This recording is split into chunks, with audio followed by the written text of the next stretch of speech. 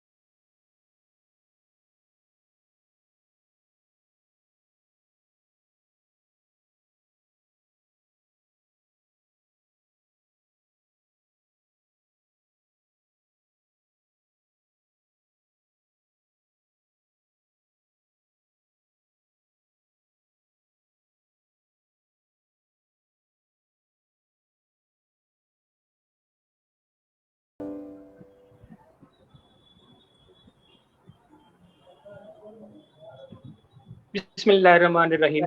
અસ્સલામુઅલૈકુમ. અલ્હમ્દુલિલ્લાહ, અલ્લાહ અઝવજલના ફઝલો કરમથી અને તાજદારે મદીના હુઝુર સલ્લલ્લાહુ અલૈહિ વસલ્લમના સદકે તુફેલથી આજે આપણે ઓનલાઈન શૈક્ષણિક માર્ગદર્શન વેબિનારનો ની શ્રેણીનો આ 10મો મણકો નવા પ્લેટફોર્મ ઉપર શરૂ કરવા જઈ રહ્યા છીએ. આજનો વિષય છે સ્પર્ધાત્મક પરીક્ષાઓની કોમ્પિટિટિવ એક્ઝામ્સની તૈયારી કઈ રીતે કરવી તે અંગે નિષ્ણાંત પેનલ દ્વારા આપણે માર્ગદર્શન આપવાનો પ્રયત્ન કરવામાં આવશે. આ ઉપરાંત કારકિર્દી માર્ગદર્શનને લગતા તમારા પ્રશ્નો, જે અન્ય કોઈ પ્રશ્નો આવશે એ અંગે પણ જવાબ આપવામાં આવશે. હું અશરફ મહેમાન આપ સૌનો એહસાસ ફાઉન્ડેશન વતી દિલથી સ્વાગત કરું છું. આજે આ કાર્યક્રમ માટે આ ગુજરાત મુસ્લિમ સમાજ ગ્રુપનું પ્લેટફોર્મ પૂરું પાડનાર એડમિન જનાબ અંજુમભાઈ શોરા અને એહસાસ ફાઉન્ડેશનના અમારા મૂવી જનાબ ઉસ્માન ગનીભાઈ શેરસિયા અને સમગ્ર એડમિન ટીમનો અત્રેથી દિલની ગહેરાઈઓથી હું આભાર વ્યક્ત કરું છું. દોસ્તો, અલ્લામા ઇકબાલે કહ્યું છે કે દયા રે ઇશ્ક में अपना मकाम पैदा कर, दया रे इश्क में अपना मकाम पैदा कर, नया जमाना नए सुबह शाम पैदा कर, खुदा अगर दिल फितरत सनास दे तुझको, खुदा अगर दिल फितरत सनास दे तुझको, सुकूते लाल और गुल से कलाम पैदा कर, मेरा तरीक अमीरी नहीं गरीबी है, मेरा तरीक अमीरी नहीं गरीबी है, खुदी न बेच गरीबी में नाम पैदा कर. મિત્રો, કાર્યક્રમમાં ઓનલાઈન તજજ્ઞો જે આપણી સાથે ઉપસ્થિત છે તેમનો હું પરિચય આપને કરાવું તો અમદાવાદથી આપણી સાથે જોડાયા છે સઈદભાઈ શેખ. તેઓ પ્રોપરાઇટર છે એનઆર કન્સલ્ટન્ટ્સના કન્સલ્ટિંગ સિવિલ એન્જિનિયર છે, સ્થાપક પ્રમુખ છે રહેબર એજ્યુકેશન એન્ડ વેલફેર સોસાયટી અમદાવાદના, ખૂબ સારા લેખક છે, વિચારક છે. આજના વિષયના સંદર્ભમાં એમનો બીજો એક પરિચય હું આપને કરાવું તો એમણે જીપીએસસીની મામલતદારની પરીક્ષા પણ ક્લિયર કરી હતી, પણ અંગત કારણોસર તેમણે જોઈનિંગ નહોતું લીધું. સ્વાગત છે આપનું સઈદભાઈ. અસ્સલામુ અલૈકુમ. આપણી સાથે વાલેકુમ સલામ. આપણી સાથે ભુજથી શબીર અહેમદભાઈ ખત્રી પણ ઉપસ્થિત છે. તેઓ પ્રાધ્યાપક છે ભુજ આઈટીઆઈના અને ફારૂક સાપ્તાહિકમાં કારકિર્દી માર્ગદર્શનને લગતા નિયમિત રૂપે તેઓ લેખો લખતા હોય છે. આ ઉપરાંત કચ્છ મિત્રમાં પણ આ વિષય ઉપર તેમના લેખો સમયાંતરે પ્રકાશિત થતા હોય છે. આજના કાર્યક્રમની સંપૂર્ણ ટેકનિકલ જવાબદારી પણ શબીરભાઈ સંભાળી રહ્યા છે. શબીરભાઈ, આપનું પણ સ્વાગત છે. જી શુક્રિયા અશરફભાઈ. અને મોડરેટર તરીકે હું અશરફ મહેમાન હાલ ગાંધીનગરથી ઓનલાઈન છું. આમ હું કચ્છથી બિલોંગ કરું છું. દોસ્તો, હું એક્સપર્ટ સાથે ચર્ચા શરૂ કરું એ પહેલા એક ખાસ બાબત આપને કહેવા માંગીશ કે આ વેબિનાર દરમિયાન ખાસ તો આજનો વિષય સ્પર્ધાત્મક પરીક્ષાઓ, કોમ્પિટિટિવ એક્ઝામની તૈયારીને લગતા પ્રશ્નો તમે આ લાઈવ વિડીયોના કમેન્ટ બોક્સમાં પૂછી શકો છો, ત્યાં લખી શકો છો. કારકિર્દી માર્ગદર્શનને લગતા અન્ય કોઈ પણ પ્રશ્નો પણ તમે ત્યાં પૂછી શકો છો. તમારા પ્રશ્નો સંબંધિત એક્સપર્ટને પૂછવામાં આવશે. આ ઉપરાંત જો તમે અમારી સાથે લાઈવ જોડાઈને પ્રશ્ન પૂછવા માંગો, મેસેજ છે એમને એડ કરો. જી સઈદભાઈ, એનામાં એવું છે કે એમને છે ને જહીરભાઈને પણ જસ્ટ મિનિટ.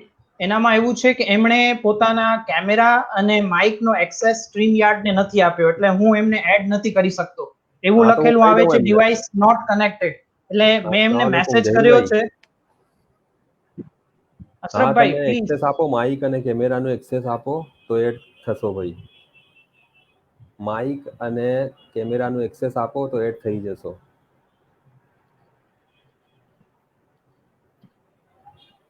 ના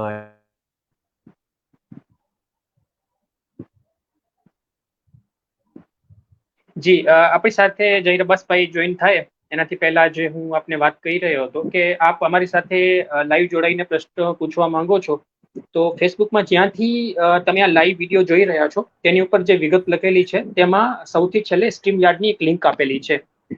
તમને તમારે એ લિંક છે એ ગૂગલ ક્રોમમાં ખોલવાની છે અને એ લિંક ગૂગલ ક્રોમમાં ખોલીને આ વેબિનારમાં તમે સીધો જ અમારી સાથે જોડાઈ શકો છો. કોઈ જ પ્રકારના રજીસ્ટ્રેશનની જરૂર નથી હોતી. સીધા જ આ લિંકમાં જઈને જોઈન થઈ શકો છો. આ લિંક તમને અત્યારે હું શબીરભાઈને વિનંતી કરીશ કે સ્ક્રીન ઉપર દેખાઈ રહી છે આપણને. આ લિંક ઉપર તમે જઈ શકો છો. જેમાં જયા પછી સૌથી પહેલા તમે તમારું નામ લખવાનું રહેશે. ત્યારબાદ એન્ટર બ્રોડકાસ્ટ સ્ટુડિયો પર ક્લિક કરીને કાર્યક્રમમાં ગમે ત્યારે તમે જોડાઈ શકો છો. લાઈવ જોડાનાર મિત્રોને વિનંતી કરીશ કે જ્યાં સુધી તમને પ્રશ્ન પૂછવાનું કહેવામાં ન આવે ત્યાં સુધી તમારું માઇક મ્યુટ રાખજો. ફેસબુક ઉપર લાઈવ જોઈ રહેલા મિત્રોને વિનંતી કરીશ કે આજના આ ખૂબ અગત્યના વિષય અંગે આપણા વિદ્યાર્થીઓને યોગ્ય માર્ગદર્શન મળે તે માટે વધુમાં વધુ લોકો સુધી આ વિડીયોને તમે શેર કરજો.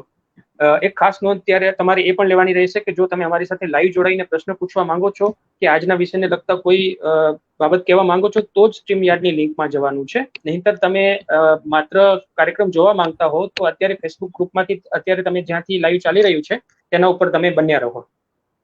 હવે હું આજના વિષય ઉપર ચર્ચા શરૂ કરું છું. આપણી સાથે જહીર અબ્બાસભાઈ પણ જોડાશે. ટેકનિકલી કારણોસર હજી સુધી તેઓ નથી થઈ શકે. આશા છે કે કાર્યક્રમમાં આગળ તેઓ જોડાય. સૌ પ્રથમ હું જઈશ સઈદભાઈ શેખ પાસે. સઈદભાઈ, આપણે જાણીએ છીએ કે રાજ્ય અને કેન્દ્ર સરકારના વિવિધ વિભાગોમાં નોકરી મેળવવા માટે વિવિધ તકો રહેલી હોય છે. તો સૌપ્રથમ તો સરકારી નોકરી મેળવવા માટે સરકારમાં અધિકારી બનવા માટે સ્પર્ધાત્મક પરીક્ષાઓ કયા કયા ક્ષેત્રો માટે કે કયા કયા વિભાગો માટે લેવાતી હોય છે અને કયા કયા પ્રકારની સ્પર્ધાત્મક પરીક્ષાઓ યોજાતી હોય છે એ વિશે જણાવો. સૌથી પહેલા તો હું એહસાસ ફાઉન્ડેશનનો આભાર માનું છું કે એમણે મને અહીંયા બોલાવ્યો અને તમારી સમક્ષ હું જે કંઈ જાણું છું એ દર્શાવવા માટે મને તક આપી એ બદલ ખૂબ ખૂબ આભાર. પરીક્ષાઓ 2-3 કક્ષાએ યોજાય છે. એક તો નેશનલ લેવલે જે મોટાભાગની જે એક્ઝામ્સ થાય છે એ યુપીએસસી એટલે કે યુનિયન પબ્લિક સર્વિસ કમિશન દ્વારા એની એક્ઝામ્સ લેવામાં આવે છે. એમાં લગભગ 26 જે અલગ અલગ વિભાગો છે સરકારના, તો એના જે અધિકારીઓ હોય છે ક્લાસ 1 ક્લાસ 2 ઓફિસરોની એ યુપીએસસી દ્વારા કન્ડક્ટ કરવામાં આવે છે. એ જે 26 જે એક્ઝામ્સ છે એમાંથી આઈએએસ, આઈપીએસ, આઈએફએસ, આઈઆરએસ એ ટાઈપના 26 વિભાગો છે. તો એની એક્ઝામ યુપીએસસી દ્વારા કન્ડક્ટ કરવામાં આવે છે. અને રાજ્યોમાં દરેક રાજ્યોનું પોતાનું એક જાહેર સેવા આયોગ હોય છે. જે બંધારણની જે કલમ છે એ પ્રમાણે દરેક રાજ્યએ પોતાના જાહેર સેવા આયોગનું સંગઠન એટલે બનાવવું પડતું હોય છે. અને ગુજરાત એટલે આપણા ગુજરાતની વાત કરીએ તો જીપીએસસી એટલે કે ગુજરાત પબ્લિક સર્વિસ કમિશન છે, ગુજરાત જાહેર સેવા આયોગ. તો એમાં લગભગ 14 વિભાગો એવા છે જેના અધિકારીઓ માટેની પસંદગીની પ્રક્રિયા જીપીએસસી દ્વારા કરવામાં આવે છે. અને બીજી પણ અમુક એક્ઝામ્સ હોય છે, દાખલા તરીકે એસએસસી એટલે કે સ્ટાફ સિલેક્શન કમિશન, પછી પોલીસ ભરતી બોર્ડ, રેલવે ભરતી બોર્ડ, એ દરેકે પોતપોતાની રીતે એ પોતાની એક્ઝામ્સ લેતું હોય છે. અમે ગુજરાતની જીપીએસસીની વાત કરું તો જે 14 વિભાગો છે એમાં ગુજરાત એડમિનિસ્ટ્રેટિવ સર્વિસ એટલે કે જે આપણે કહેવાય ગેસ કેડર, વહીવટી સેવા વર્ગ જેને કહીએ છીએ આપણે ગુજરાતી ભાષામાં, તો એની એક્ઝામ લે છે. પછી ક્લાસ 1 ક્લાસ 2 ઓફિસર્સની હોય છે. પછી class 1 class 2 post of Gujarat service of engineering માટેની હોય છે. પછી ગુજરાતી રિપોર્ટર ક્લાસ 2 માટેની હોય છે. ઇંગ્લિશ રિપોર્ટર ગુજરાતી લેજિસ્લેટિવ સેક્રેટરીએટમાં હોય છે. પછી Hindi reporter class 2 Gujarati legislative સેક્રેટરીએટમાં હોય છે. પ્રાઇવેટ સેક્રેટરીઝ જે હોય છે ગુજરાતી સ્ટેનોગ્રાફર જેને કહેવામાં આવે છે ગ્રેડ 1 ક્લાસ 2, પછી private secretary English stenographer grade 1 class 2, પછી range forest officer class 2, deputy section officer, deputy મામલતદાર અને કોમર્શિયલ ટેક્સ ઇન્સ્પેક્ટર ક્લાસ 3, પછી લીગલ આસિસ્ટન્ટ ક્લાસ 3, ટ્રાન્સલેટર એટલે કે અનુવાદક ક્લાસ 3 ગુજરાત માહિતી વિભાગમાં લેવામાં આવે છે, પછી ટ્રાન્સલેટર એટલે કે અનુવાદકો અને રિસર્ચ આસિસ્ટન્ટ અને translator class 3 Gujarat office of legal department અને translator class 3 Gujarat legislative secretariat, એમ 14 જે વિભાગો છે તો એની પસંદગી જીપીએસસી દ્વારા કરવામાં આવે છે. અશરફભાઈ. જી સઈદભાઈ, આપે ખૂબ સરસ પ્રાસ્તાવિક માહિતી આપી છે. જીપીએસસી ની પરીક્ષા ઉપર આપણે આવીએ તો જીપીએસસી ના ક્લાસ 1 અને ક્લાસ 2 કેડરની જે પરીક્ષાઓ હોય છે એ વિશે થોડી વિસ્તૃત જણાવટ આપણા વ્યુઅર્સને કરો. ક્લાસ 2 અને ક્લાસ 1 અને ક્લાસ 2 ની જે ઓફિસરો માટેની જે પસંદગીની પ્રક્રિયા હોય છે એ જીપીએસસી દ્વારા લેવામાં આવે છે. એમાં સૌ પ્રથમ જે ગુજરાતના જે 3-4 મોટા જે અખબાર હોય છે એ પ્રાદેશિક ભાષામાં, એમાં એડવર્ટાઇઝ આપવામાં આવે છે. પછી અંગ્રેજી અખબારોમાં પણ એડવર્ટાઇઝ આપવામાં આવે છે. એડવર્ટાઇઝ આપ્યા પછી સૌ પ્રથમ તો ઓનલાઈન એપ્લિકેશન કરવાની હોય છે. એ ઓનલાઈન એપ્લિકેશન gpsc-ojas.gov.in ઉપર કરવાની હોય છે. એટલે કે જીપીએસસીની ઓજસ એટલે ઓનલાઈન જોબ એપ્લિકેશન ગુજરાત સરકારનું જે છે વેબસાઇટ એની સાથે સંલગ્ન છે, અથવા ડાયરેક્ટ ઓજસ ઉપર પણ કરી શકાય છે, ojas.gujarat.gov.in ઉપર. એટલે ત્યાં રજીસ્ટ્રેશન કરાવીને ફી ભરવાની હોય છે. એ પછી એક લિસ્ટ તૈયાર થાય છે અને પ્રિલિમ એક્ઝામ લેવામાં આવે છે. હવે આ એક જે એક્ઝામ્સ છે એની પેટર્ન ખાલી હું બહુ શોર્ટમાં સમજાવવા માંગુ છું કે જે ક્લાસ 1 ક્લાસ 2 ઓફિસર્સ માટેની જે એક્ઝામ હોય છે એમાં મુખ્યત્વે 3 તબક્કા હોય છે. પહેલા તબક્કામાં પ્રાથમિક પરીક્ષા જેને કહીએ પ્રિલિમ એક્ઝામ હોય છે. એની અંદર સામાન્ય અભ્યાસ 1, એમાં 3 કલાકનો પેપર હોય છે, 200 ગુણ હોય છે. પછી સામાન્ય અભ્યાસ 2 એક બીજો પેપર હોય છે, એ પણ 3 કલાક અને 200 ગુણનું હોય છે. આમ કુલ 400 માર્ક્સનું પેપર હોય છે. એમાંથી મેરિટ લિસ્ટ બને છે અને જેટલી સીટ હોય, જેટલી વેકેન્સીઝ હોય તો એને સરકારે નક્કી કરેલા જે ક્રાઇટેરિયા હોય છે એ પ્રમાણે જે પાસ થયેલા જે લોકો હોય છે મેરિટમાંથી એમને ફાઇનલ પરીક્ષા માટે બોલાવવામાં આવે છે.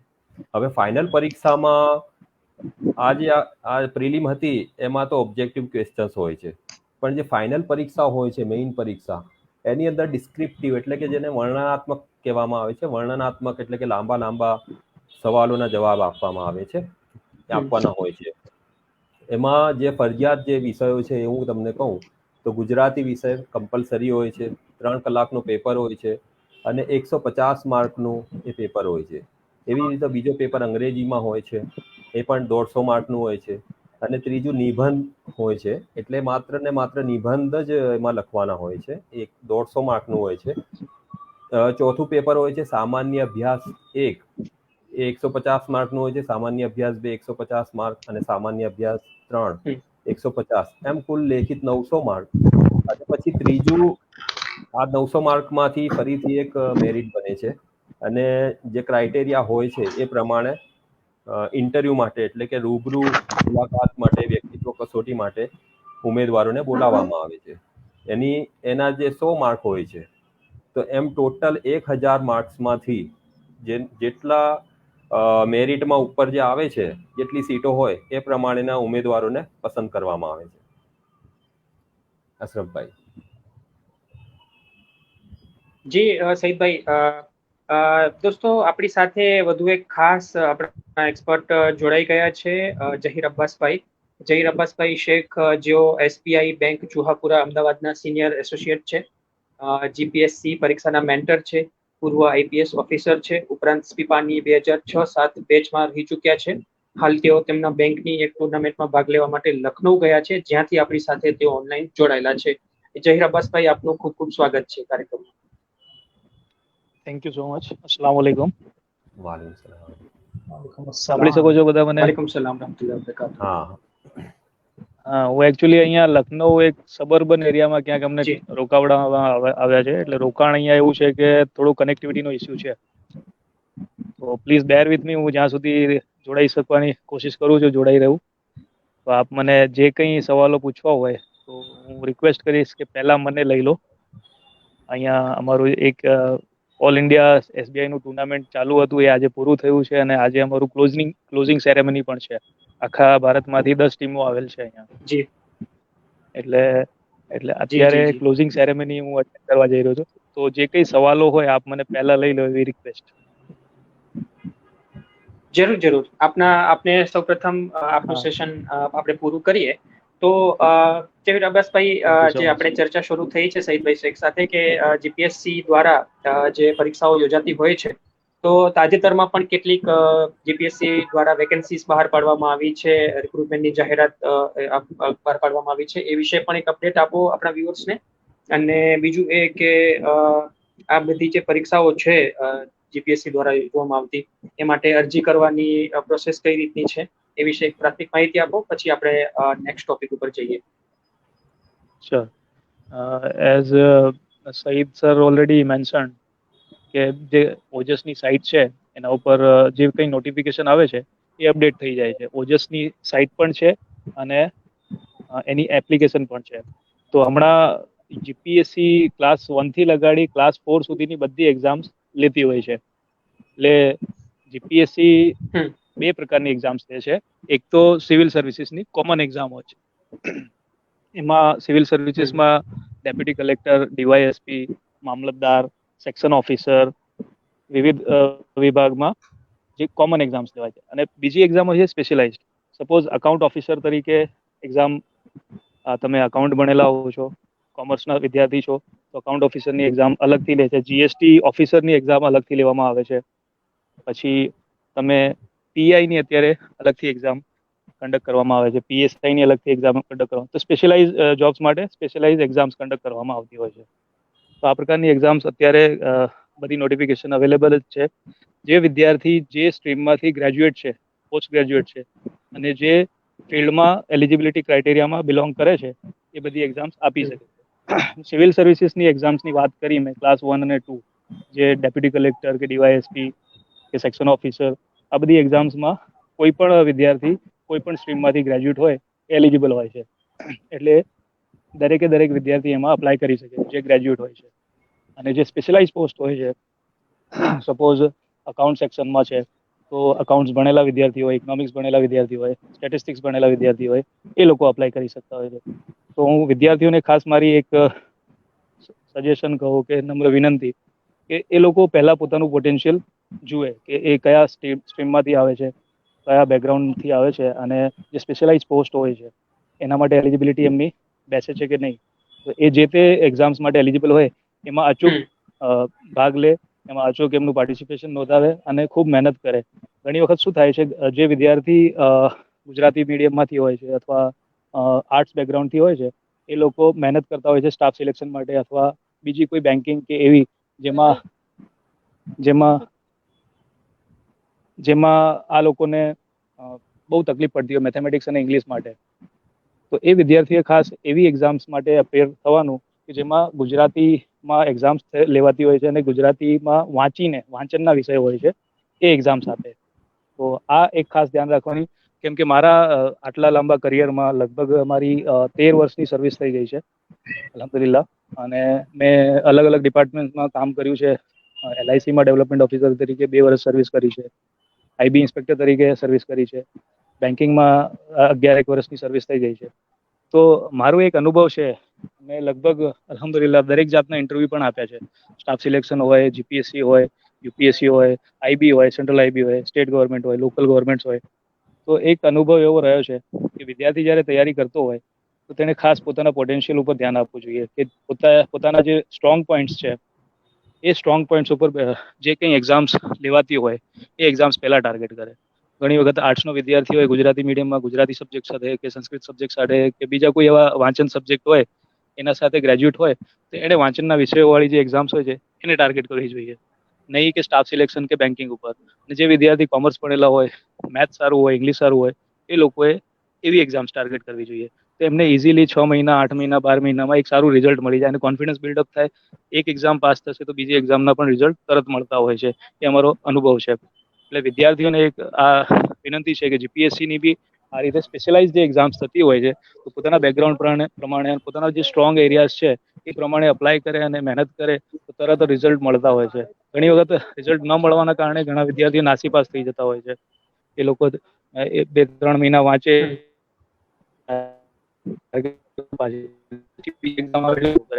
એવું ના કરતા એ લોકો એક ટાર્ગેટ સેટ કરે, આખું સિલેબસ વાંચી જાય દરેક વિષયનું.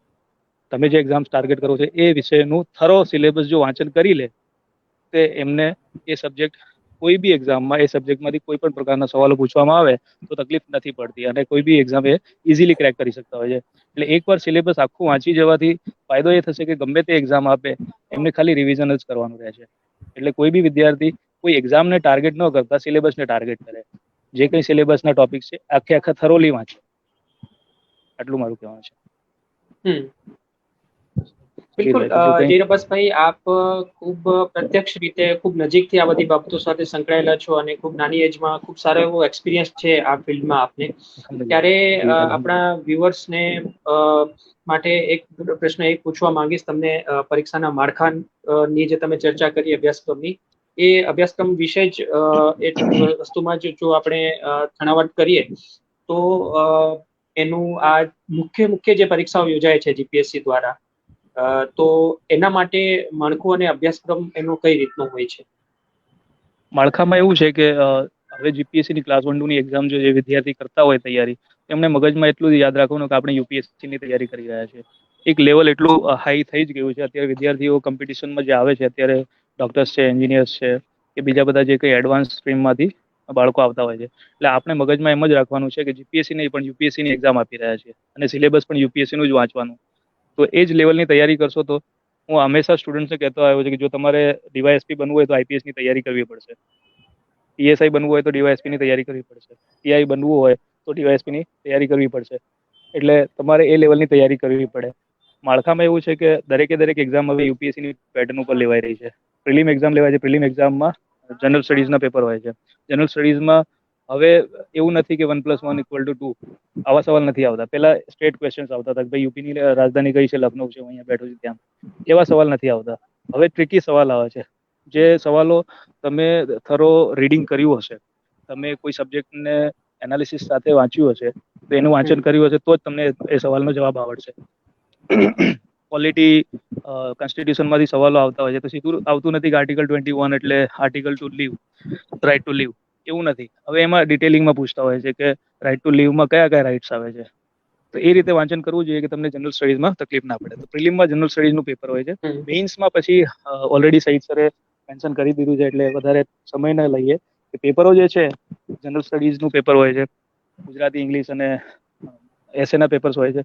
એ બધાની પ્રિપેરેશન બી આ રીતે જ થરોલી. જ્યારે પણ કોઈ વિદ્યાર્થી આ એક્ઝામ્સની પ્રિપેરેશન શરૂ કરે તો એ પ્રિલિમ કે મેઇન્સ કે ઇન્ટરવ્યુની ઇન્ડિવિજ્યુઅલ તૈયારી ના કરે. શરૂઆતથી જ ઇન્ટરવ્યુ અને થરો સિલેક્શન થાય એ રીતે તૈયારી કરે. કેમ કે પ્રિલિમ, મેઇન્સ અને ઇન્ટરવ્યુ ત્રણે ઇન્ટરલિંક છે, ઇન્ટરકનેક્ટેડ છે. તમે પ્રિલિમની તૈયારી કરી લેશો અલગથી ને મેઇન્સ અલગથી વાંચશો એવું નથી હોતું. જ્યારે તમે શરૂઆત કરો છો ત્યારે ડિસ્ક્રિપ્ટિવની શરૂઆત કરો, વાંચન મેઇન્સ અને ઇન્ટરવ્યુ રિલેટેડ કરો.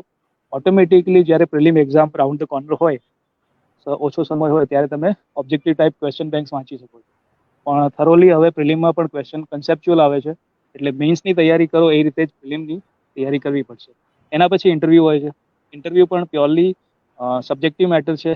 ઇન્ટરવ્યુઅરના એ દિવસના સ્ટેટ ઓફ માઇન્ડ ઉપર ડિપેન્ડ કરતું હોય છે. પરંતુ જો તમે થરોલી પ્રિલિમ્સ અને મેઇન્સની તૈયારી કરી હશે તો તમે ઇન્ટરવ્યુ પણ સારી રીતે ફેસ કરી શકશો. મારા પર્સનલ અનુભવ પ્રમાણે ઇન્ટરવ્યુમાં તમે એક દિવસમાં તૈયારી નથી કરી શકતા. Over a period of time કરો છો, ઓવરનાઇટ નથી થતું. It tax lot of time.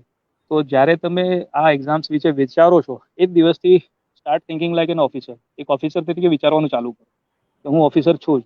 If you are thinking of being an IAS officer, start thinking like an officer. IAS ઓફિસરની જેમ જ વિચારવાનું ચાલુ કરો. દરેકે દરેક બાબતમાં જે રોજિંદી બાબતો હોય છે, આપણને સંલગ્ન હોય છે, આપણી આસપાસ ઘટનાઓ ઘટતી હોય છે, તો હું એ એરિયામાં જો આઈએસ ઓફિસર હોઉં તો હું એ ઘટનાને લઈને કઈ રીતે હું રિએક્ટ કરું કે રિસ્પોન્ડ કરું.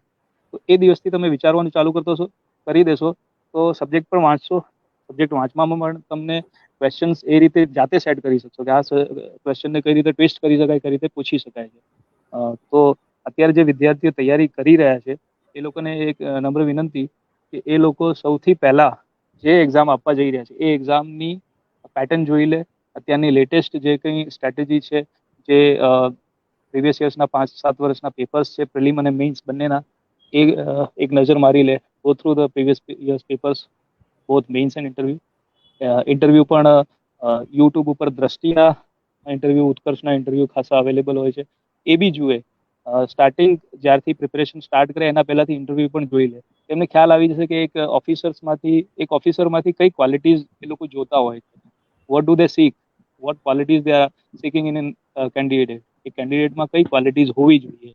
જ્યારે તમને એક કોઈ હોદ્દા ઉપર બેસાડવામાં આવે, તમને સપોઝ મામલતદાર બનાવી દેવામાં આવે, તો એક મામલતદારમાં કઈ ક્વોલિટીઝ હોવી જોઈએ? મામલતદાર રેવન્યુ ડિપાર્ટમેન્ટ સાથે પણ ડીલ કરે છે, હેલ્થ ડિપાર્ટમેન્ટ સાથે ડીલ કરે છે, મામલતદાર લો એન્ડ ઓર્ડર સાથે ડીલ કરે છે, મામલતદાર એક્ઝિક્યુટિવ મેજિસ્ટ્રેટનું પણ કામ કરે છે. તો મામલતદાર તરીકે તમને અપોઇન્ટમેન્ટ કરવામાં આવે તો તમારે આ બધા એરિયા સાથે ડીલ કરવાનું. તમે ડેપ્યુટી કલેક્ટર હો તો તમારી રિસ્પોન્સિબિલિટીઝ વધારે હોય છે, તમે કલેક્ટર હો વધારે રિસ્પોન્સિબિલિટી. તો જે વિદ્યાર્થી જે એક્ઝામ્સ આપવા ઈચ્છે છે એ દરેકે દરેક એક્ઝામનું માળખું જુએ, એના પ્રીવિયસ યર્સના પેપર જુએ, એને બાય હાર્ટ કરી લે, એને હિપ્સ કરી લે. એ બાય હાર્ટ કર્યા પછી એને જ્યારે પણ વાંચવા બેસશે કોઈ બી ટોપિક, કોઈ બી સબ્જેક્ટ, તો એને ઓટોમેટિકલી ખ્યાલ આવશે કે પ્રીવિયસ એક્ઝામ્સમાં આ પ્રકારે આ ટોપિકમાંથી સવાલ પૂછાયેલા છે, તો એને એ સરળ રહેશે. તો મારી આ રિક્વેસ્ટ છે કે પ્રિલિમ, મેઇન્સ અને ઇન્ટરવ્યુ જે 3 સ્ટેજ હોય છે, એ 3 સ્ટેજની એ પ્રમાણે તૈયારી કરે. નહીં, બિલકુલ જયરબાસભાઈ, બીજા આપે કોઈ ખૂબ સવાલ? સુંદર વાત કરી અને આપની આશા છે કે આપે જે માર્ગદર્શન આપ્યું એ આપણા વ્યુઅર્સને ખૂબ ઉપયોગી નીવડશે. આપ એક ઇવેન્ટમાં રોકાયેલા છો એટલે અમે તમને જલ્દી રજા આપીએ છીએ. જસ્ટ તમે અમારાથી રૂખસત થાઓ એનાથી પહેલા એક પ્રશ્ન ખાલી છેલ્લે પૂછવા માંગીશ કે જે મિત્રો તૈયારી કરી રહ્યા છે કોમ્પિટિટિવ એક્ઝામ માટે, તમે એમને છેલ્લે શું મેસેજ આપવા માંગો છો? એક જ મેસેજ છે મારો કે જ્યારે પણ તમે કોઈ વસ્તુ ઈચ્છો છો તો એના માટે તમારી જાતને ખપાવી દેવી પડે છે. તમે એક શેરથી ચાલુ કર્યું તો એ રીતે હું પણ એક શેરથી ખતમ કરવા માંગીશ મારું આ સેશન કે મિલા દે અપની હસ્તી કો, દાના ખાક મેં મિલકર ગુલે ગુલजार હોતા હૈ, કંઈક એવું કંઈક છે, મને કદાચ રિકલેક્ટ થાય કે નહીં. મિટા દે અપની હસ્તી કો અગર કુછ મર્તબા ચાહે, મિટા દે અપની હસ્તી કો અગર કુછ મર્તબા ચાહે, કે દાના ખાક મેં મિલકર ગુલजार હોતા હૈ. એ જ્યારે એક બીજ હોય છે એ પોતાની જાતને માટીમાં, પછી જે કંઈ નીંદણ એમાં જે કંઈ આપણે ફર્ટિલાઇઝર્સ હોય છે, પાણી નાખવું પડે છે, એને તપવું પડે છે, એને કીચડમાં થવું પડે, પછી એ જ્યારે પણ ફૂટે છે, એ જમીન ફાડીને બહાર આવે છે, એ પ્લાન્ટમાં પરિવર્તિત થાય, પછી મોટું વટાવૃક્ષ બને છે. એટલે જ્યારે પણ કોઈ માણસ કંઈક ઈચ્છે પોતાની લાઈફમાં બનવા માટે, તો એને પોતાની જાતને ખપાવી દેવી પડે છે. તો work hard, do your best, and rest is up to almighty Allah. અલ્લાહની જાત ઉપર, તમારી મહેનત ઉપર પૂરો ભરોસો, પૂરા વિશ્વાસ સાથે જો તૈયારી કરશો તો 100% કામયાબી તમારા કદમ ચૂમશે ઇન્શાલ્લાહ. બિલકુલ, બિલકુલ, ઇન્શાલ્લાહ. આપે ખૂબ સુંદર વાત કરી. આપે આટલા બીજી શેડ્યુલમાંથી અમને સમય ફાળવ્યો અને વ્યુઅર્સને ખૂબ સરસ ગાઈડન્સ આપ્યું, એ બદલ આપનો ખૂબ ખૂબ આભાર. આશા રાખીએ કે ફરીથી પણ આપ અમારા આ ટાઈપના વેબિનારમાં જોડાશો ઇન્શાલ્લાહ. અને ફરીથી આવું માર્ગદર્શન આપશો. થેન્ક યુ સો મચ જયરબાસભાઈ. Thank you so much. Okay, રજા લઉં છું. અલ્લાહ હાફિઝ. જી, અલ્લાહ હાફિઝ. હવે સઈદભાઈ, આપની પાસે ફરીથી હું આવીશ આપણે જે ચર્ચા કરતા હતા એ ચર્ચાને આગળ વધારવા માટે.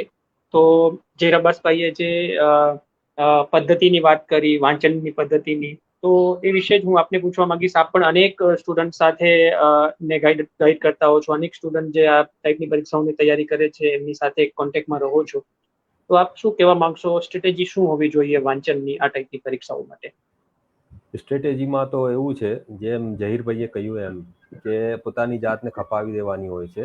અને મારો પોતાનો અનુભવ છે, કારણ કે મેં પણ જીપીએસસી ક્લિયર કરેલી છે, અને મારો પોતાનો અનુભવ એવો છે કે તમે 2 કે 3 મહિના વાંચન કરીને તમે કોઈ પણ પરીક્ષા પાસ ના કરી શકો. એના માટે વર્ષોની મહેનત હોય છે, વર્ષોનું વાંચન હોય છે, વર્ષોનું થિંકિંગ અને વર્ષોનું જે લેખન અને તમારી જે વિચારવાની જે પ્રક્રિયા હોય છે એની પાછળ બહુ મહત્વનો ભાગ ભજવે છે. એટલે અ, કહેવાનો અર્થ મારો આશા એવો જ છે કે જ્યારે તમે 11 કે 12માં હો વિદ્યાર્થીઓ, ત્યારથી જ આવા પ્રકારની જે પરીક્ષાઓની તૈયારી શરૂ કરી દેવી જોઈએ. અને હવે તો ઓનલાઈન બધું જ ઉપલબ્ધ છે, સિલેબસથી લઈ ક્વેશ્ચન પેપર્સ અને એની ટિપ્સ કેવી રીતે હોય છે બધું જ ત્યાંથી ઉપલબ્ધ આપણને હોય છે. એટલે સૌથી પહેલા તો એમણે પોતાનું લક્ષ્ય નક્કી કરી લેવું જોઈએ કે મારે કયા ફિલ્ડમાં જવાનું છે. એમની જેમ જહીર અબ્બાસે કહ્યું એમ કે પોતાનું પોટેન્શિયલ શું છે અને પોતે શામાં સ્પેશિયલાઇઝેશન કર્યું છે, એટલે કયા વિષયમાં કર્યું છે, કોમર્સમાં કર્યું છે, આર્ટ્સમાં કર્યું છે, એન્જિનિયરિંગમાં કર્યું છે, મેડિકલમાં કર્યું છે, અને એ પ્રમાણે જે સરકારી નોકરી મેળવવી હોય તો એના માટે પોતાનું લક્ષ્ય નક્કી કરીને એ પ્રમાણેની તૈયારીઓ શરૂ કરી દેવી જોઈએ. બીજું હું એવું કહીશ કે જે તૈયારી માટેની જે પદ્ધતિ હોય છે, મારો પોતાનો અનુભવ એવો છે કે તમારે સતત વાંચન કરવાનું હોય છે. વાંચન માત્ર તમારા સબ્જેક્ટનું જ નહીં, પરંતુ જે જનરલ નોલેજ હોય છે, તમારી આજુબાજુ શું બની રહ્યું છે એ પણ જાણવું બહુ જરૂરી હોય છે. કારણ કે તમારું આખું જે વ્યક્તિત્વ ઘડાય છે એ તમારા આખા વાંચનથી, અને તમારું વાંચન જે છે એ તમારા વિચારોને બદલે છે, અને તમારા વિચારો જે છે એ તમારા જીવનને બદલે છે. એટલે આજુબાજુ શું થઈ રહ્યું છે એ પણ જાણવું જોઈએ, ન્યૂઝપેપર્સ વાંચવા જોઈએ.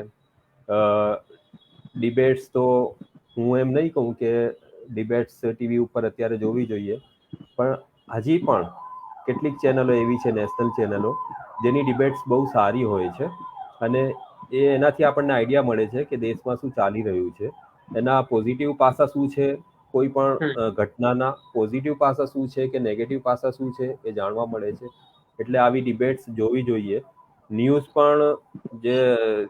પણ જોવા જોઈએ, કારણ કે જે તમે ઓફિસર બનશો તો તમને એ બધું તમારી આજુબાજુ શું બની રહ્યું છે એના વિશેની માહિતી તો હોવી જ જોઈએ.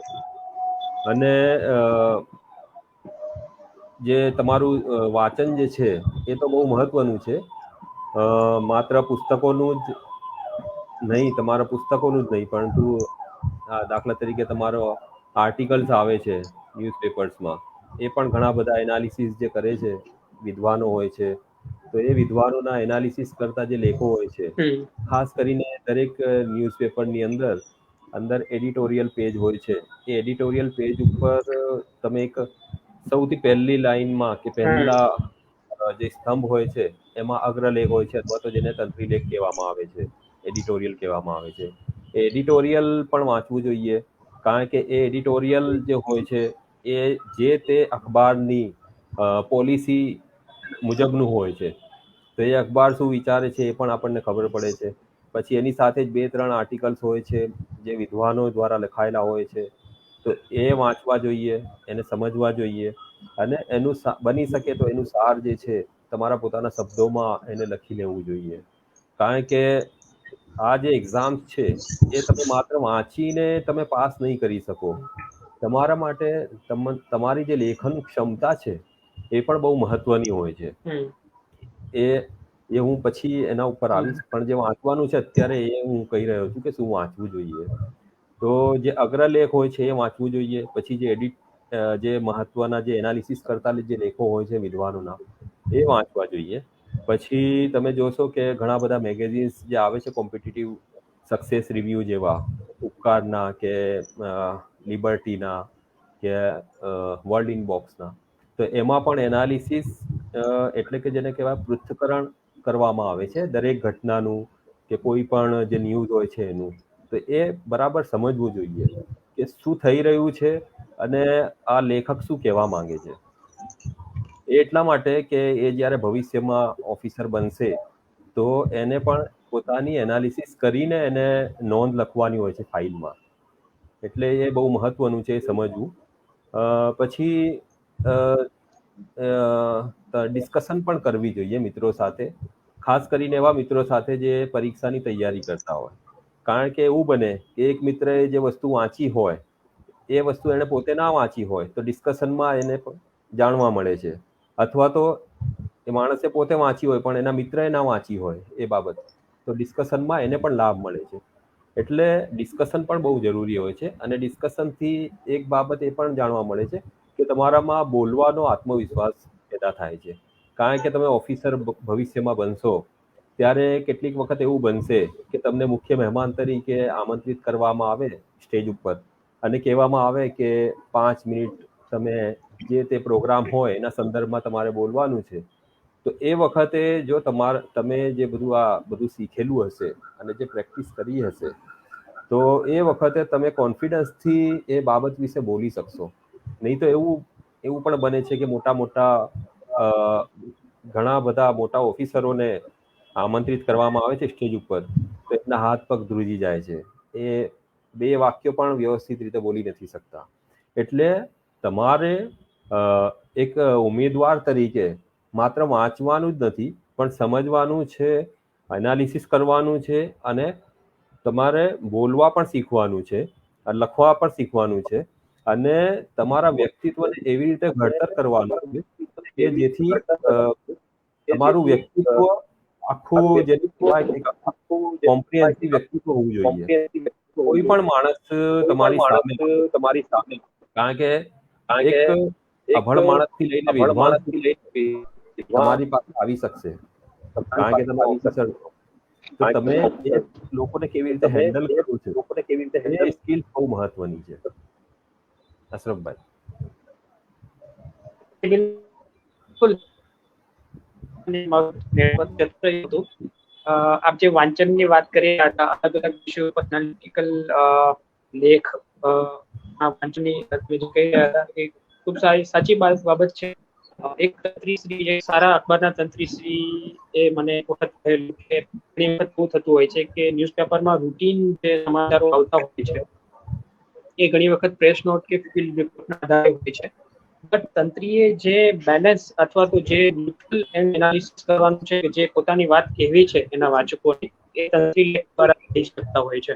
જેથી તંત્રી લેખ વાંચવાથી ઘણી વખત આપણને બેલેન્સ વ્યૂ મળતો હોય છે. બીજું સાથે એ પણ એડ કરવા માંગીશ કે ઘણી વખત તમે કોઈ એક ટોપિક ઉપર અલગ અલગ વિચારો પણ તમારે વાંચવા જોઈએ, જેથી તમે ખુદ પછી એનું એનાલિસિસ કરી શકશો કે કઈ બાબત તમે ખુદ એનો નિષ્કર્ષ કાઢી શકશો. તો આપણે ચર્ચાને આગળ વધારીએ. હું જે વ્યુઅર્સ જોઈ રહ્યા છે એને કહેવા માંગીશ ફરીથી કે તમે કોઈ પણ પ્રશ્ન પૂછવા માંગો છો આજના ટોપિકના અનુસંધાને, કોમ્પિટિટિવ એક્ઝામના અનુસંધાને, તો તમે કમેન્ટ બોક્સમાં તમારા પ્રશ્નો લખી શકો છો. અને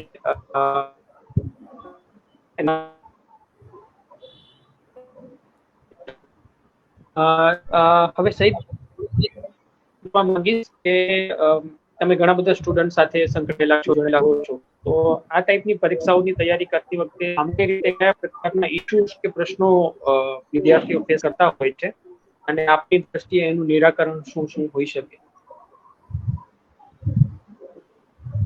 વિદ્યાર્થીઓ મને એવું નથી લાગતું કે અત્યારે કોઈ એવા બહુ મોટા પ્રશ્નો ફેસ કરતા હોય, કારણ કે વિદ્યાર્થીઓ પાસે આજે એટલા બધા સોર્સિસ છે, ઇન્ટરનેટ છે, બુક્સ છે, એપ્લિકેશન્સ છે સ્માર્ટફોનમાં, એટલે ગમે ત્યાં એ પોતે યુઝ પણ કરી શકે છે સમય કાઢીને. એટલે મને નથી લાગતું કે એવો કોઈ પ્રોબ્લેમ્સ ફેસ કરતા હોય. એમને જે પ્રોબ્લેમ્સ હોય છે, જે અમે જે ભણાવતા હતા એમાંથી એવું લાગે છે કે આજના વિદ્યાર્થીઓને જે પ્રોબ્લેમ્સ આવે છે એ લખવામાં બહુ પ્રોબ્લેમ્સ આવે છે. કારણ કે એમને કોઈ અભિવ્યક્ત કરવાનું કે દાખલા તરીકે એમને કોઈ પ્રશ્ન આપો અથવા તો કોઈ નિબંધ આપો કે આ એક સબ્જેક્ટ ઉપર નિબંધ લખો, તો એ કદાચ નહીં લખી શકે. કારણ કે મને એવું લાગે છે એનાલિસિસ ઉપરથી કે એમનું વાંચન, જે આપણા જે ગુજરાતી વિદ્યાર્થીઓ છે ખાસ કરીને, એમનું વાંચન બહુ લિમિટેડ હોય છે. એટલે સબ્જેક્ટ ઉપર પણ એમનું વાંચન બહુ ઓછું હોય છે. હવે તમે કોઈ પણ વસ્તુનો અભિવ્યક્ત કરવી હોય, તમારે એક્સપ્રેશન કરવું હોય, તો તમારું વાંચન બહુ વિશાળ હોવું જોઈએ.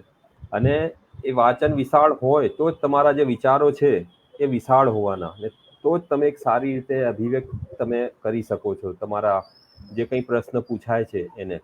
બીજી આની સાથે જ એક વાત હું કહેવા માંગીશ કે બજારમાં જે બુક્સ મળે છે લગભગ એ બધા જ વિદ્યાર્થીઓ વાંચતા હોય છે, પરંતુ અને એ જે ગોખેલા જે સવાલોના જવાબ હોય છે એ જ લખીને આવે છે વિદ્યાર્થીઓ, પછી ફરિયાદ કરતા હોય છે કે અમને વધારે માર્ક્સ નથી મળ્યા. તો અમે એમને કહીએ છીએ કે ભાઈ જે પેપર તપાસનાર છે એ બહુ હોશિયાર પ્રોફેસરો હોય છે. તમે પહેલું સેન્ટેન્સ જ્યારે લખો છો ત્યાંથી જ એને ખબર પડી જાય છે કે તમારામાં કેટલું દમ છે. એ તમારી અભિવ્યક્ત કરવાની કાબેલિયત ઉપર એ આધાર રાખે છે.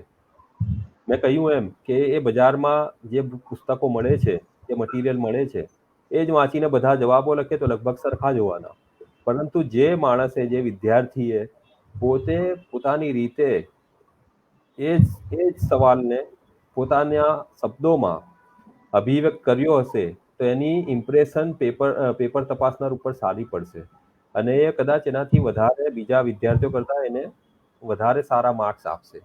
તો આ મારું એક જનરલ એનાલિસિસ છે કે લખવામાં વિદ્યાર્થીઓને બહુ પ્રોબ્લેમ્સ થતા હોય છે, કારણ કે એ અભિવ્યક્તિ એ બહુ મહત્વની બાબત છે અને એ અભિવ્યક્તિ આગળ જ્યારે ઓફિસર બનશે ત્યારે પણ બહુ કામમાં આવશે.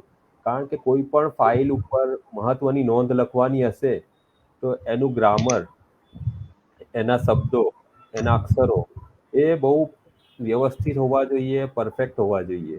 નહીં તો એવું બને કે જે નીચેનો જે ઓફિસર છે એ એની અસ્પષ્ટ ભાષાને લીધે કંઈક ઊંધું સમજી બેસે અને એ ફાઇલમાં જે ન કરવાનું હોય એ પણ કરી બેસે. એટલે સ્પષ્ટ અભિવ્યક્તિ એ બહુ મહત્વનું છે મારી દ્રષ્ટિએ.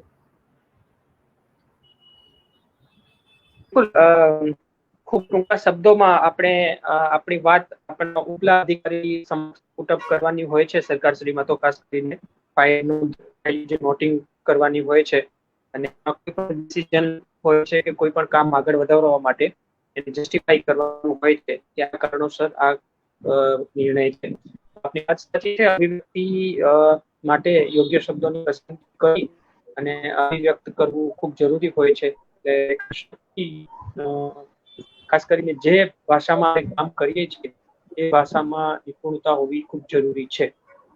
હવે સઈદભાઈ, આપની પાસે આપની સાથેની ચર્ચાને થોડો વિરામ આપતા હું શબીરભાઈ પાસે જઈશ. શબીરભાઈ, કોમ્પિટિટિવ એક્ઝામની તૈયારી કરતા હોય છે જે સ્ટુડન્ટ અત્યારે જે કરી રહ્યા છે, આપણને જે એમાંથી જે લોકો આપણને જોઈ રહ્યા છે, એને તમે શું ટિપ્સ આપવા માંગશો તમારા તરફથી? જી અશરફભાઈ, ઇન્શાઅલ્લાહ એના ઉપર આપણે ચર્ચા કરશું. હું પીપીટી ના માધ્યમથી તમને સમજાવવાની કોશિશ કરીશ કે આપણે કોમ્પિટિટિવ એક્ઝામની તૈયારીઓ કરતી વખતે કઈ કઈ બાબતોનું ધ્યાન રાખવાનું થશે. કોમ્પિટિટિવ એક્ઝામ એટલે સ્પર્ધાત્મક પરીક્ષાઓ, અને સ્પર્ધાત્મક પરીક્ષાઓ એટલે આપણે આપણી જાતને ઘણા બધા લોકો સાથે સ્પર્ધામાં ટકાવી રાખવાનું છે. એના માટેની આ એક્ઝામ છે કે જેનામાં તમારી કાબેલિયત વિશે ખાસ તમારે સાબિતી આપવાની રહે છે. તો વધુ સમય ન લેતા આપણે સ્લાઇડ તરફ આગળ વધશું અને સ્પર્ધાત્મક પરીક્ષામાં સફળતા પ્રાપ્ત કરવા માટેની જે ટિપ્સ છે એના ઉપર આપણે ચર્ચા કરશું. તો ચાલો એ ચર્ચાને હવે આપણે આગળ વધારીએ. હું સ્લાઇડ તરફ જઈશ. સૌપ્રથમ આપણે ઇન્ટ્રોડક્શન થી શરૂઆત કરશું કે સ્પર્ધાત્મક પરીક્ષાઓમાં ઉત્કૃષ્ટ પ્રદર્શન કરીને આપણે ઉજ્જવળ કારકિર્દી પ્રાપ્ત કરી શકીએ છીએ, એઝ વેલ એઝ એ ઉજ્જવળ કારકિર્દીના લીધે આપણે સમાજને, દેશને પણ ઉપયોગી થઈ શકીએ છીએ. આ કોમ્પિટિટિવ એક્ઝામ સામાન્ય રીતે 3 તબક્કાઓમાં યોજાતી હોય છે. તમે સ્લાઇડ ઉપર પણ જોઈ શકો છો. પહેલો તબક્કો છે પ્રિલિમિનરી એક્ઝામ, એના બાદ મેન્સ એક્ઝામ અને મેન એક્ઝામ બાદ ઇન્ટરવ્યુ. આ 3 સ્ટેજ આપણે સક્સેસફુલી જ્યારે કમ્પ્લીટ કરીએ છીએ ત્યારે મેરિટમાં આપણું નામ આવતું હોય છે. હવે જે ખાસ વાત અહીંયા ધ્યાન રાખવાની છે કે આપણે પરીક્ષાના અંતિમ દિવસે કંઈ નવું વિચારીએ કે નવું કંઈ વાંચીએ એના બદલે આપણે જે ઓલરેડી તૈયાર કરી લીધું છે એને આપણે રિપીટ કરી જવાનું, એનું પુનરાવર્તન કરી જવાનું, જેથી જૂનું વાંચેલું આપણને યાદ આવી જાય. હવે આપણે કેટલીક સામાન્ય ટિપ્સ વિશે ચર્ચા કરીએ. હું નેક્સ્ટ સ્લાઇડ તરફ જઈશ. નેક્સ્ટ સ્લાઇડમાં પહેલી જે ટિપ્સ છે કે સ્પર્ધાત્મક પરીક્ષામાં આપણે સારો પરફોર્મન્સ કરવું છે તો પરીક્ષા પહેલા શક્ય હોય એટલા વધુ પ્રમાણમાં મોક ટેસ્ટ આપવી જોઈએ. ઘણી એવી ઓનલાઈન મોક ટેસ્ટની વેબસાઇટ છે કે જેની મદદથી આપણે ઓનલાઈન આપણી પ્રેક્ટિસને આગળ વધારી શકીએ છીએ. હવે મોક ટેસ્ટ સિરિયસલી આપવી જરૂરી છે. મોક ટેસ્ટ આપ્યા બાદ આપણે જજ કરવાનું, આપણે એનાલિસિસ કરવાનું કે આપણી ભૂલ ક્યાં થઈ, એ ભૂલને આપણે કઈ રીતે સુધારી શકશું. તો જો એ રીતે આપણે મોક ટેસ્ટ આપશું તો જ એ મોક ટેસ્ટ આપણા માટે ફળદાયી સાબિત થશે. મોક ટેસ્ટ એટલે પ્રેક્ટિસ. એના બાદ મેં તમને અગાઉ કીધું કે ભાઈ આપણે પરીક્ષાના લાસ્ટ દિવસે કે પરીક્ષાના અગાઉના એક દિવસે કંઈ નવું વાંચવા જઈએ એની જગ્યાએ જે વાંચેલું છે એને જ રિપીટ કરવાનું. તો આ પણ એક જરૂરી બાબત છે. આ 3 બાબતો ઉપર પણ આપણે ધ્યાન રાખવાનું છે કે મોક ટેસ્ટ આપીએ, મોક ટેસ્ટ આપ્યા બાદ આપણે એને વ્યવસ્થિત રીતે એનાલિસિસ કરીએ અને પરીક્ષાના એક દિવસ અગાઉ નવું કંઈ વાંચવાની જગ્યાએ આપણે જે ઓલરેડી વાંચ્યું છે એના ઉપર જ આપણે કોન્સન્ટ્રેટ કરીએ. એના બાદ પરીક્ષાના તણાવને હાવી થવા નથી દેવાનું. તમે સ્લાઇડ ઉપર પહેલો મુદ્દો જોઈ શકો છો કે પરીક્ષાનો જે ટેન્શન હોય છે એ ટેન્શનથી આપણે દૂર રહેવાનું, રિલેક્સ રહેવાનું, નકારાત્મક નહીં વિચારવાનું કે ભાઈ હવે પરીક્ષા કઈ રીતે આપીશ, કેવા પ્રશ્નો પૂછાશે, મેં વાંચ્યું છે એ પૂછાશે કે નહીં પૂછાય. તો એનાથી આપણે દૂર રહેવાનું છે. આપણે મહેનત કરી છે, આપણે એવું જ વિચારવાનું કે ભાઈ આપણને સફળતા મળશે. પછી જે તમારી પરીક્ષાની તૈયારીઓની યોજનાઓ છે, આ બીજો પોઈન્ટ તમને સ્લાઇડ ઉપર દેખાઈ રહ્યો છે, એ યોજનાઓને તમે વળગી રહો કે ભાઈ તમે એવી યોજના બનાવી છે કે ભાઈ આ સબ્જેક્ટ હું પરીક્ષાના 2 દિવસ પહેલા જ તૈયાર કરીશ કારણ કે એ વિષય મારા માટે એટલો અઘરો નથી. તો આપણે પછી એનામાં ફેરફાર નહીં કરવાનું ભાઈ હવે ચાલો 5 દિવસ પહેલા આ શરૂ કરી દીધું, એ નહીં. એકદમ તાર્કિક રીતે યોજના બનાવો અને યોજનાને તમે વળગી રહો. પ્લાનિંગ કરવી બહુ જરૂરી છે. એના બાદ ખાસ કરીને જે મેથેમેટિક્સ છે કે જેનામાં ગાણિતિક પ્રશ્નો પૂછાતા હોય છે એવા વિષયોની, એવા ટોપિકની આપણે પ્રેક્ટિસ કરવી બહુ જરૂરી છે. જેટલી વધુ પ્રેક્ટિસ કરશું એટલું આપણને મહાવરો મળશે, અનુભવ મળશે, આપણી ભૂલોની ખબર પડશે અને પરીક્ષામાં ભૂલો થવાની શક્યતાઓ ઘટી જશે. આ તમને ત્રીજા પોઈન્ટમાં દેખાઈ રહ્યું છે. અને સ્લાઇડ ઉપર જે ચોથો પોઈન્ટ છે એનામાં તમને દેખાતું હશે કે ભાઈ સકારાત્મક વિચાર શ્રેણી અને આત્મવિશ્વાસ રાખો કે તમને તમારી જાત ઉપર વિશ્વાસ હોવો જોઈએ કે ના આ વસ્તુ મારાથી થશે, આઈ કેન ડુ. તો જ તમારા માટે શક્ય બનશે કે તમે પરીક્ષામાં સારું પરફોર્મન્સ કરી શકો. સેલ્ફ કોન્ફિડન્સ ઇઝ અ કી. હા, અત્યારે આ પ્રોગ્રામ આપણે લાઈવ કરી રહ્યા છીએ તો એક કોન્ફિડન્સ સાથે કરી રહ્યા છીએ કે ના થશે. પ્રોબ્લેમ આવશે, કનેક્ટિવિટીના ઇશ્યુ રહેશે તોય પણ આપણે બનતી પ્રયાસોથી આપણે વિશ્વાસ છે કે આપણે એને પાર પાડી દેશું. તો આ સકારાત્મક વિચાર છે, આત્મવિશ્વાસ છે, જે એક્ઝામ વખતે પણ બતાડવું એટલું જ જરૂરી છે. હવે હું લાસ્ટ સ્લાઇડ તરફ જઈશ અને આપણી જે આ જર્નલ ટિપ્સ હતી, 10 જેવી જર્નલ ટિપ્સ હતી એને આપણે પૂરું કરશું. હવે આ નેક્સ્ટ સ્લાઇડ ઉપર તમને પહેલી વસ્તુ દેખાય છે કે ભાઈ તમારા પ્રશ્નોના જવાબ તમે આપો છો એ ચોકસાઈથી આપો.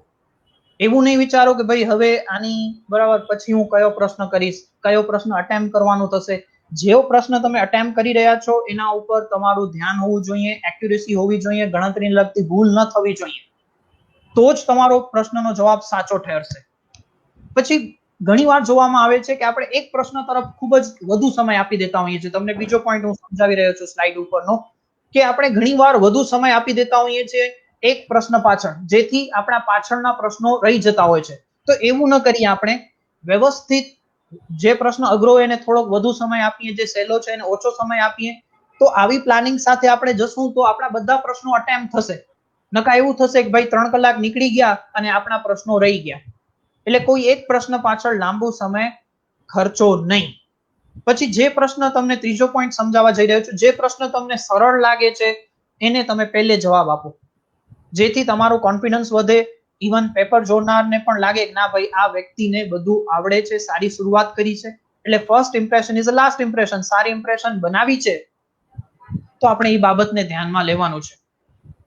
અને લાસ્ટમાં મેં તમને જે રીતે કીધું એ રીતે લાસ્ટ પોઈન્ટ તમને પીપીટી ઉપર દેખાઈ રહ્યો છે કે ઉમેદવારની અંતિમ મેરિટ સૂચિ પ્રારંભિક પરીક્ષા, મુખ્ય પરીક્ષા અને ઇન્ટરવ્યુની પ્રક્રિયાના સંયુક્ત સ્કોરે તૈયાર કરવામાં આવે છે. એટલે એવું નહીં કે ભાઈ હવે પ્રારંભિક પરીક્ષા, પ્રિલિમ્સની એક્ઝામ સારી ગઈ, રિલેક્સ થઈ ગયા અને મેઇન એક્ઝામમાં એટલા માર્ક્સ ના આવ્યા. આપણે સિરિયસનેસને બરકરાર રાખીએ, પ્રિલિમ્સ પછી મેન પછી ઇન્ટરવ્યુ વ્યવસ્થિત આપીએ તો જ આપણે સફળતા સુધી પહોંચી શકશું. તો અહીંયા આ સ્લાઇડનું પ્રેઝન્ટેશન હું કમ્પ્લીટ કરી રહ્યો છું અને આશા રાખી રહ્યો છું કે તમને આ 10 મુદ્દાઓ સમજણ હશે. જનરલ બાબત છે, સામાન્ય બાબત છે, પણ આપણે એના તરફ ધ્યાન નથી આપતા એટલે આપણને એક્ઝામમાં ધારી સફળતા પ્રાપ્ત થતી નથી. તો એવું ન કરીએ અને આ 10 સામાન્ય મુદ્દાઓને ધ્યાનમાં લઈને આપણે આગળ વધશું, ચોક્કસથી આપણને સફળતા મળશે.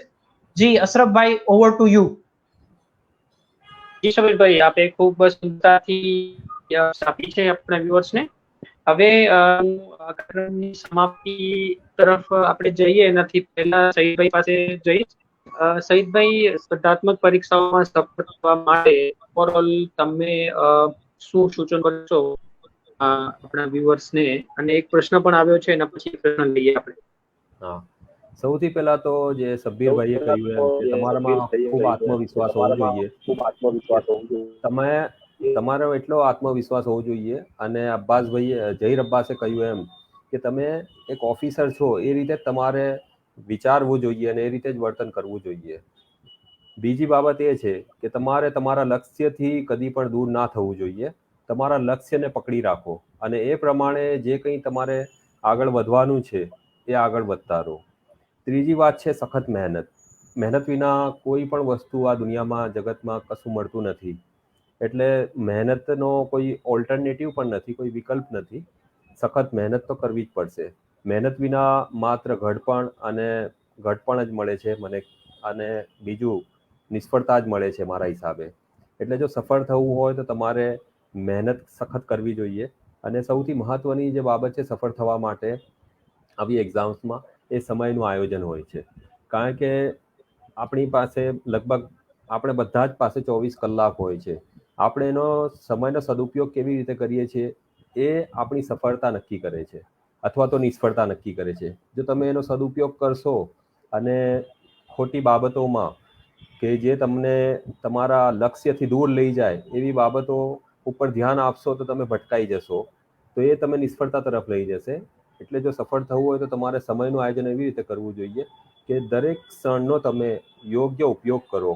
અને હું એમ નથી કહેતો કે મોબાઈલ જે છે આજકાલ સ્માર્ટફોન્સ એ ખરાબ વસ્તુ છે, એવું નથી કહેતો, પણ એનો સદુપયોગ કરવો જોઈએ. કારણ કે એની અંદર જે એપ્લિકેશન્સ, એનો ઉપયોગ તમે સદુપયોગ કરશો તો એપ્લિકેશન્સ એમાં એટલી બધી સરસ હોય છે કે તમે એમાંથી ફાયદો લઈ શકશો.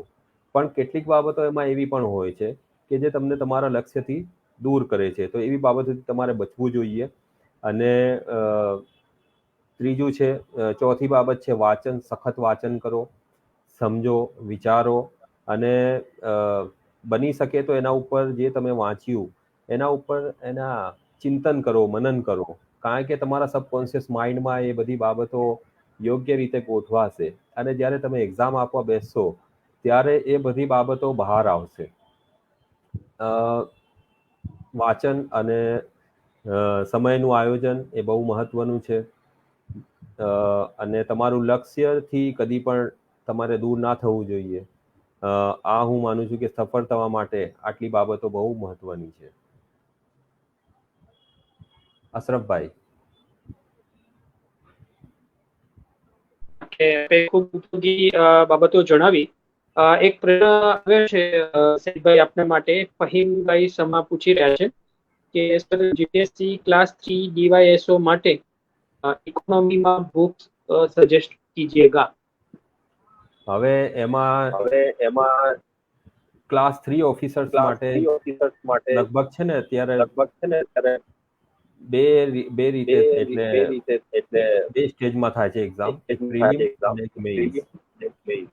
અને એમાં તો એક્ઝામ્સમાં કેવું હોય છે, જનરલી તમને ભારતનો ઇતિહાસ ખબર હોવી જોઈએ, ભારતનો ભૂગોળ, ગુજરાતનો ઇતિહાસ, ગુજરાતનો ભૂગોળ, પછી બંધારણ વિશે તમને નોલેજ હોવું જોઈએ. પછી તમે ડીવાયએસપી માટે પૂછ્યું ને, શા માટે? હા, ડીવાયએસઓ માટે પૂછ્યું મેં. ડીવાયએસઓ એટલે ડેપ્યુટી સેક્શન ઓફિસર. જી. તો એ આમાં લગભગ સિલેબસ તો લગભગ સેમ જ રહેતું હોય છે. ખાલી જે સ્પેશિયલાઇઝ જે એપ્લિકેશન્સ હોય છે, વેકેન્સીઝ હોય છે, તો એ વિષયના અલગ સવાલો આવતા હોય છે. પણ આ જે પ્રકારની એક્ઝામ છે જીપીએસસીમાં, લગભગ 80% જે છે સિલેબસ લગભગ સેમ હોય છે. તો મેં કહ્યું એ પ્રમાણે તમે ભારતનો ઇતિહાસ, ભારતની ભૂગોળ, બંધારણ વિશે તમારે નોલેજ હોવું જોઈએ, ગુજરાતનો ઇતિહાસ, ગુજરાતની ભૂગોળ, એના વિશે તમને નોલેજ ખાસ હોવું જોઈએ. જો બાકી મને અત્યારે એવો કોઈ આઈડિયા નથી કે એના માટે કઈ સ્પેશિયલ બુક્સ વાંચવી જોઈએ. એ તો તમે બજારમાં જાઓ, ઘણી બધી બુક સ્ટોર્સ એવી છે જ્યાં આવી કોમ્પિટિટિવ એક્ઝામ્સની બુક વેચાય છે. ત્યાં જઈને તમે કહેશો તો એ તમને મળી જશે. એમાં લિબર્ટી પ્રકાશન છે, અક્ષર પ્રકાશન છે, ઉપકાર પ્રકાશન છે, વર્લ્ડ ઇન બોક્સનું પણ અત્યારે બહુ સરસ આવે છે. પછી દિલ્હીના જે પ્રતિયોગિતા દર્પણની જે બુક્સ આવે છે, એ ઘણી બધી બુક્સ મળતી હોય છે.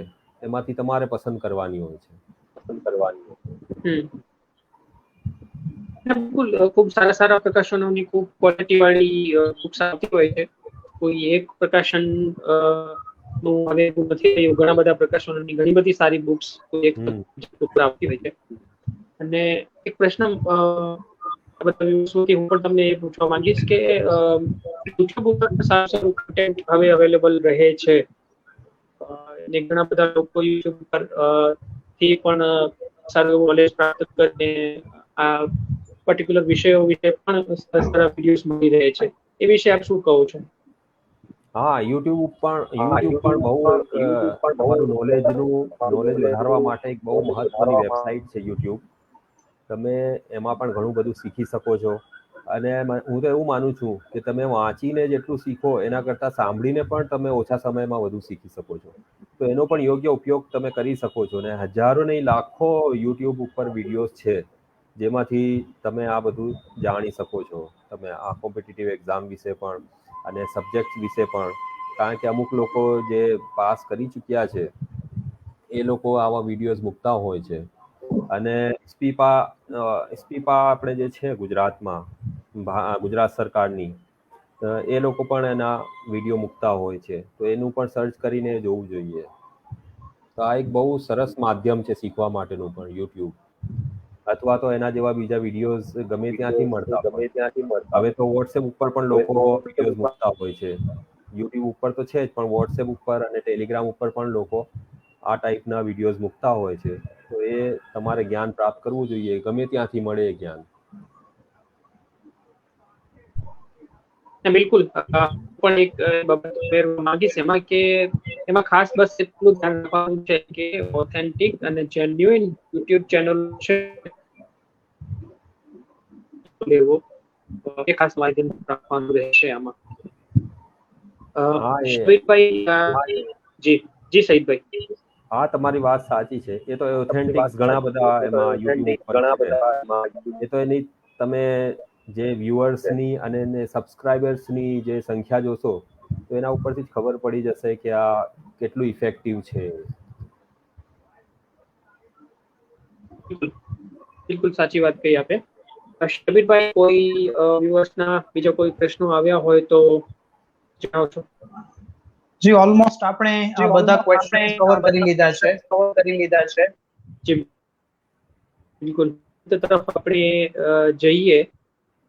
હું કાર્યક્રમનો અંત કરું એ પહેલા આપ બંને પાસે ફરીથી આવીશ. અને પહેલા તો સહીદભાઈ, આપ શું સંદેશ આપવા માંગુ છો છેલ્લે આપણા વ્યુઅર્સને?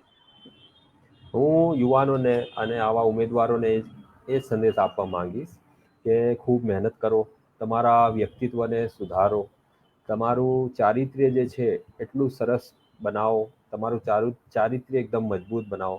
કારણ કે અત્યારે દેશને સારા ચારિત્ર્યવાળા લોકોની બહુ જરૂર છે. અને ખાસ કરીને સારા ચારિત્ર્યવાળા ઓફિસરોની તો બહુ જરૂર છે. કારણ કે તમે ન્યૂઝપેપર્સમાં વાંચતા હશો કે આપણા દેશમાં જે અત્યારે પરિસ્થિતિ છે ઓફિસોમાં, ખાસ કરીને સરકારી ઓફિસોમાં, એ તમે બધા જ જાણો છો, મારે કહેવાની કંઈ જરૂર નથી. પણ ત્યાં જઈને તમે તમારું વ્યક્તિત્વ એવી રીતે બનાવો કે ત્યાં જઈને તમે એક એક્ઝામ્પલ તરીકે તમે અલગ તરી આવો બીજા લોકોથી. તમારું ચારિત્ર્ય એ પ્રકારનું બનાવો. અને તમે જો સમાજની સેવા કરશો એ દેશની સેવા છે. તો તમે આગળ જીવનમાં સફળતા મેળવો અને એ માટે તમે તમારા લક્ષ્યને કદી પણ ના છોડો. તમે તમારા લક્ષ્ય તરફ હંમેશા આગળ વધતા રહો. તમે આગળ પ્રગતિ કરો, એ દેશની પ્રગતિ છે, સમાજની પ્રગતિ છે અને તમારી પ્રગતિ તો થવાની જ છે એમાં. એટલે એ રીતે તમે આગળ વધો એવી શુભેચ્છાઓ પણ છે. અને ભવિષ્યમાં કોઈને કોઈ પણ પ્રકારનું કોઈ પ્રશ્નો હોય તો એ એહસાસ ફાઉન્ડેશન ઉપર પણ પૂછી શકે છે, અથવા તો અશરફભાઈને પણ પૂછી શકે છે, અથવા અમને પણ પૂછી શકે છે. અમે દરેક વખતે તૈયાર છીએ સમાજ સેવા માટે. બિલકુલ. એમાં પણ હું એક બાબત ઉમેરવા માંગીશ કે આજનો કાર્યક્રમ થયા પછી કાર્યક્રમ કેવો લાગ્યો એ સૂચન જરૂર તમે કમેન્ટ બોક્સમાં તમારા સૂચનો અભિપ્રાય લખજો, અને ફરીથી આવા કાર્યક્રમો કરવા માટે તમારા સલાહ સૂચન આપજો, અને કયા કયા વિષયોને આવવા જોઈએ નેક્સ્ટ ટાઈમ કાર્યક્રમ કરીએ તો એ પણ જણાવજો એવી સૌને વિનંતી છે. જી શબીરભાઈ, આપ અંતે શું કહેવા માંગો છો? જી અશરફભાઈ, અંતે હું એવું કહેવા માંગીશ કે પુશ નું સ્પેલિંગ આપણે જોઈએ PUSH. P for perform, U for until, S for something અને H for happen. Perform until something happen. કે ભાઈ જ્યાં સુધી કંઈક આપણા ધ્યેયો જે આપણે મેળવવા છે એને પ્રાપ્ત નથી કરી લેતા ત્યાર સુધી પરફોર્મન્સ પ્રયત્નો કરતા જ રહ્યો. Perform until something happens. તો આ એક મારું શોર્ટ એન્ડ સ્વીટ મેસેજ છે સૌને. Perform until something happen. Ji Ashrafbhai, over to you. બિલકુલ. અને હું આ બંને એક્સપર્ટનો અને ઝહીર અબ્બાસભાઈ એટલે કે તમે ત્રણેય એક્સપર્ટનો હું ખૂબ ખૂબ આભાર માનીશ કે તમે વ્યસ્તતા વચ્ચે તમે ત્રણ ઉપસ્થિત થયા, સમય ફાળવ્યો, સુંદર માર્ગદર્શન આપ્યું. એ બદલ સૌ વ્યુઅર્સ વતી ખૂબ ખૂબ આભાર. દોસ્તો, મેં અગાઉ જે કહ્યું એમ કાર્યક્રમને લઈને તમારા જે કોઈ સૂચનો અભિપ્રાયો હોય એમને જણાવી શકો છો. પ્રશ્ન પૂછનાર મિત્રો, લાઈવ જોનાર મિત્રો, સૌનો ખૂબ ખૂબ આભાર. અને તમે આજે જે કઈ નોલેજ મેળવ્યું આશા છે કે ખૂબ ઉપયોગી નીવડશે, અને તમે ખૂબ દિલથી તૈયારી કરો, કામયાબી પ્રાપ્ત કરો, તમારા ફેમિલીનું, સમાજનું, દેશનું નામ રોશન કરો. અને જેમ સઈદભાઈએ કહ્યું એમ તમને જે કોઈ કાર્યક્રમ